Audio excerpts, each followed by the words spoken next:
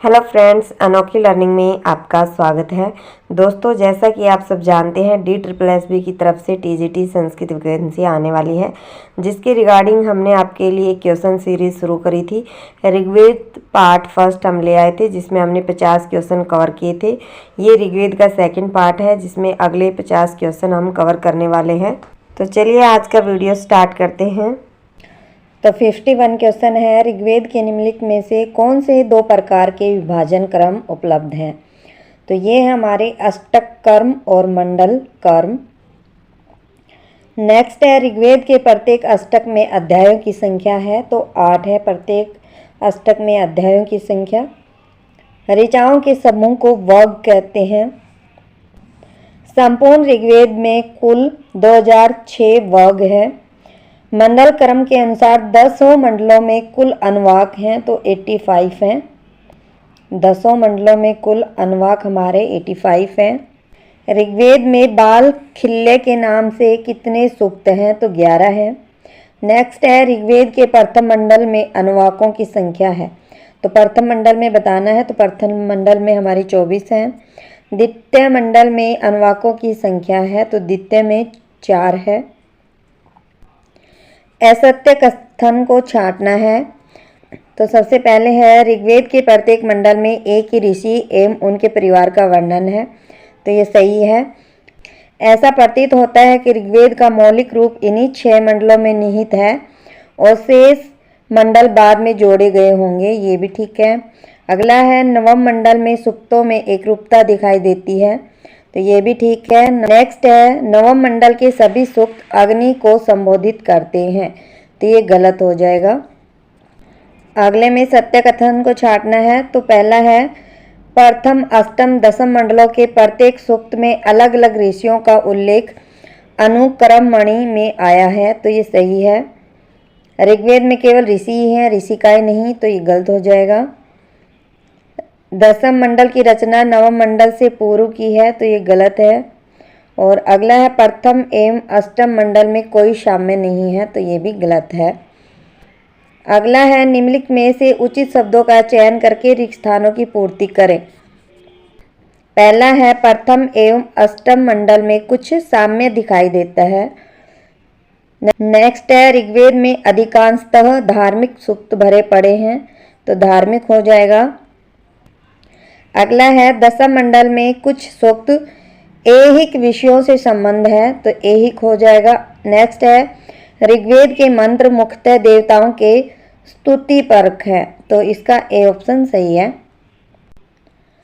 Next है, मंजूषा में से उचित शब्दों को चुनकर रिक्त स्थानों को पूरा करना है, तो ए है, ऋग्वेद के सूक्तों में देवताओं के डैश का वर्णन है, तो इसका हो जाएगा पराक्रम, महत्व एवं दयालुता का वर्णन है। बी है, देवताओं से गोधन पुत्र अभ्युदय शत्रु विजय दीर्घायुष्य के लिए प्रार्थना की गई है। सी है, द्वितीय मंडल के ऋषि का नाम, तो गृत्समद है। नेक्स्ट है, तृतीय मंडल के ऋषि का नाम, तो विश्वामित्र हो जाएगा इसका। तृतीय मंडल के ऋषि का नाम विश्वामित्र है।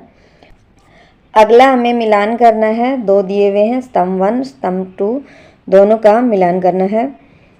फर्स्ट है, चतुर्थ मंडल के ऋषि का नाम है, तो वामदेव हो जाएगा इसका। सेकंड है, पंचम मंडल के ऋषि का नाम है, तो अत्रि है।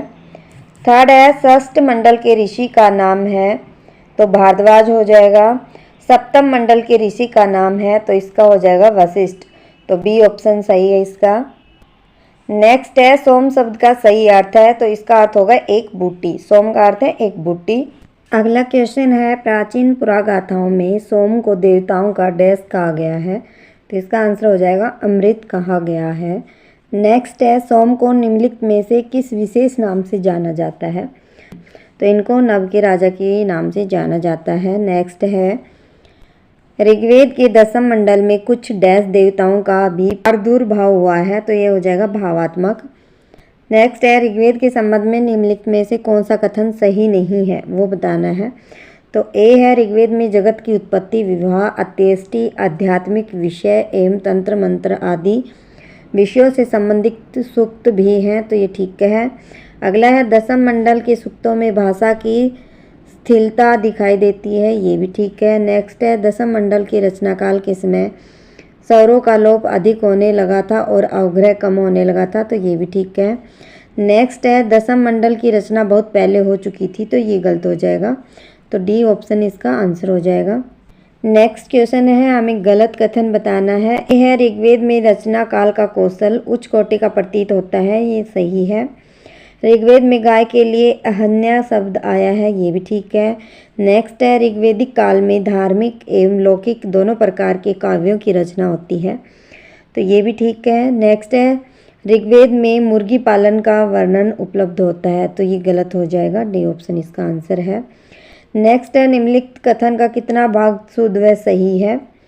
ऋग्वेद में पशुपालन, कृषि कर्म, व्यापार एवं उद्योग, यज्ञ, ध्यान आदि धार्मिक कृत्यों का विस्तृत वर्णन मिलता है, तो इसका पूरा शुद्ध और सही हो जाएगा। नेक्स्ट है ऋग्वेद के संबंध में निम्नलिखित में से कौन सा कथन असत्य है, वो बताना है। तो ए है ऋग्वेद में राजा, पुरोहित एवं युद्ध का भी वर्णन आया है, तो ये ठीक है। यज्ञ में पति पत्नी दोनों भाग लेते थे, ये भी सही है। दंपत्ति एकचित होकर सोम का अभिषेक करते थे और उसे छानते थे और दूध मिलाते थे और देवताओं की स्तुति करते थे, ये भी सही हो जाएगा। ऋग्वेद में शत्रु पर विजय और दीर्घायुष्य की कामना संबंधित एक भी मंत्र नहीं है, तो ये गलत हो जाएगा, डी ऑप्शन इसका आंसर हो जाएगा। नेक्स्ट है निम्नलिखित में से कौन सा कथन असत्य है, वो बताना है। ऋग्वेद के भावात्मक देवताओं में भाव का व्यक्तीकरण हुआ है, ये ठीक है। ऋग्वेद में असुर शब्द शक्तिशाली देवता के रूप में प्रसिद्ध है, किंतु परवर्ती साहित्य में दैत्य के अर्थ में प्रयुक्त होने लगा, ये भी सही है। थर्ड है यम जो पितरों का स्वामी है, उसे ऋग्वेद में मानव जाति का आदि पुरुष कहा गया है, ये भी सही है। अगला है यम दीर्घायु प्रदान करने वाला देवता है, तो ये गलत हो जाएगा, यम दीर्घायु प्रदान नहीं करता है। नेक्स्ट है ऋग्वेद के किस मंडल में दार्शनिक सूक्त है, तो ये है पंचम मंडल में। नेक्स्ट है पुरुष सूक्त और नासदीय सूक्त किस दृष्टि से अत्यंत महत्वपूर्ण है, तो कार्मिक दृष्टि से। नेक्स्ट है पुरुष सूक्त में क्या है, एकेश्वरवाद की स्पष्ट रूप दिखाई देता है, ये गलत है। सर्वेश्वरवाद का स्पष्ट रूप दिखाई देता है, ये भी गलत है। भौतिकवाद की स्पष्ट रूपरेखा दिखाई देती है, ये सही है। द्वंद्ववाद की स्पष्ट रूपरेखा दिखाई देती है, तो ये भी गलत हो जाएगा। नेक्स्ट है ऋग्वेद के नासदीय एवं हिरण्यगर्भ सूक्त किस दृष्टि से महत्वपूर्ण है, तो ये सृष्टि की दृष्टि से महत्वपूर्ण है। नेक्स्ट है दिए गए शब्दों में से उपयुक्त शब्द चुनकर निम्नलिखित कथन की पूर्ति कीजिए। ऋग्वेद में अनेक डैश हैं, तो संवाद सूक्त हैं जो कला की दृष्टि से मनोरम, सरस एवं भावपूर्ण है। नेक्स्ट है ऋग्वेद के विवाह एवं अंत्येष्टि सूक्त लौकिक जीवन से संबंधित है। नेक्स्ट है अंत्येष्टि में कुल 5 सूक्त निम्नलिखित हैं, तो अंत्येष्टि में यम, पितर, अग्नि, पूषा और अंत्येष्टि ये शामिल हैं। नेक्स्ट है दान स्तुति कहते हैं, ऐसे सूक्तों को कहते हैं जिनमें राजाओं के उदार दानों की स्तुतियाँ की गई है, तो ये इसका आंसर हो जाएगा। नैतिक सूक्तों में अक सूक्त अत्यंत महत्वपूर्ण है। ऋग्वेद की पहेलिकाएँ हैं तो मनोरंजनपूर्ण है। नेक्स्ट है ऋग्वेद के सूक्तों की भाषा सीधी सादी एवं स्वाभाविक है। नेक्स्ट है ऋग्वेद में सबसे अधिक किस अलंकार का प्रयोग किया गया है, तो रूपक अलंकार का प्रयोग किया गया है। ऋग्वेद में सबसे अधिक किस छंद का प्रयोग हुआ है, तो गायत्री छंद का प्रयोग हुआ है। नेक्स्ट है वैदिक ऋषियों ने ब्रह्मांड को जिन 3 विभागों में विभाजित किया है वे हैं भूलोक, अंतरिक्ष लोक और भूलोक। नेक्स्ट है ऋग्वेद में कल्पित त्रिदेव में सम्मिलित हैं, तो ऋग्वेद में त्रिदेव कौन है, सूर्य, अग्नि और वायु। नेक्स्ट ऋग्वेद में सूर्य को द्विस्थानीय देव माना गया है, बी ऑप्शन सही हो जाएगा। नेक्स्ट है ऋग्वेद में वायु को अंतरिक्ष स्थानीय देव माना गया है। नेक्स्ट है ऋग्वेद में अग्नि को तो पृथ्वी स्थानीय देव माना गया है, अग्नि को। ऋग्वेद के अनुसार देवताओं के सामान्य गुण हैं, तो द्युति, दया, दान और बुद्धि ये इनके सामान्य गुण हैं। नेक्स्ट है वैदिक देवताओं का स्वरूप मानवीय है। वैदिक देवताओं की प्रतिभा ये छायात्मक है। ऋग्वेदिक देवताओं में सबसे प्रमुख है, तो ये हो जाएगा इंद्र। नेक्स्ट है इंद्रो या तो अश्वित तस्य राजा सुक्ति का उपयुक्त अर्थ है। तो परमेश्वर चराचर का राजा है, ये इसका आंसर हो जाएगा। नेक्स्ट है एकम स द्विप्रभा बहुधा वदंती सुक्ति का उपयुक्त अर्थ है।